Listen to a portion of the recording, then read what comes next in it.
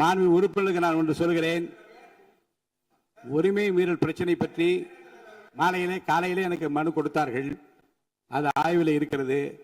அவை முடிவதற்குள்ளாக வாய்ப்பு அளிக்கிறேன் என்று சொல்லிவிட்டார். இது அவை முடிவதற்குள்ளாக வாய்ப்பு அளிக்கிறேன், உறுதியாக தருவேன் என்று சொன்ன பிறகும் அவர் வெளிநடப்பு செய்கிறார்கள். நம்மை பொறுத்த வரைக்கும் இந்த உரிமை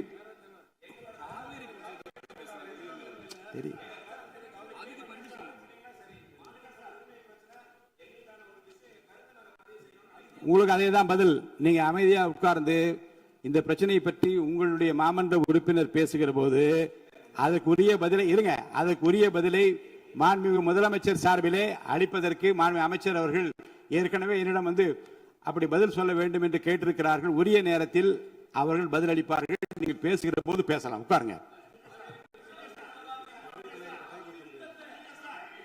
பாருங்க, பேரவை தலைவரை இப்போதே அனுமதி யாரும் கட்டுப்படுத்த முடியாது, அனுமதிக்க முடியாது. அமைதியாக அமருங்கள். முக்கியமான ஒரு குறிப்பை நான் வெளியிட விரும்புகிறேன்.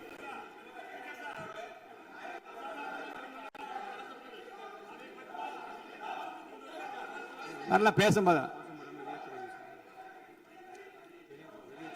வெளியில கோஷம் போடுகின்ற வெளியேற்றுமாறு அவை காவலரை கேட்டுக்கொள்ள. வெளியில போய் அவங்க என்ன வேணா பேசட்டும்.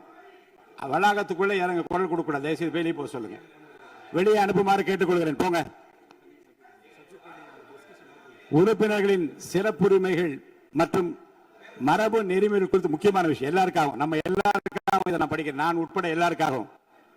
உறுப்பினர்களின் சிறப்பு உரிமைகள் மற்றும் மரபு நெறிமுறைகள் குறித்த குறிப்புரைகள் கடந்த 4/6/2026 அன்று வியாழக்கிழமை அன்று திருவிக நகர் சட்டமன்ற தொகுதிக்கு உட்பட்ட பகுதியில் உள்ள ஒரு அரசு பள்ளியில் புதிய கட்டட திறப்பு விழா நிகழ்ச்சியின் போது குத்துவிளக்கு ஏற்றுவது தொடர்பான மரபு நெறிமுறை புரோட்டோகால் மீறப்பட்டதாக திருவிக நகர் சட்டமன்ற தொகுதி பேரவை உறுப்பினர் திருமதி மோ ரா பல்லவி அவர்கள் ஒரு மனுவினை என்னிடம் அளித்தார். அந்த மனுவினை நான் நன்கு படித்து பார்த்து ஆய்வு செய்தேன்.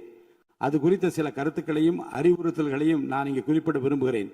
சட்டமன்ற பேரவைக்கென உள்ள கண்ணியத்தினையும் மாண்புகளையும் மற்றும் சட்டமன்ற பேரவை உறுப்பினர்களுக்கென உள்ள சிறப்பு உரிமைகளையும் மரபு நெறிமுறைகளையும் புரோட்டோகால் காப்பது செயல்படுத்துவதும் சட்டமன்ற பேரவை தலைவராக எனது பொறுப்பும் மற்றும் கடமையும் ஆகும். அரசால் வெளியிட்டுள்ள மரபு நெறிமுறைகளின்படி புரோட்டோகால்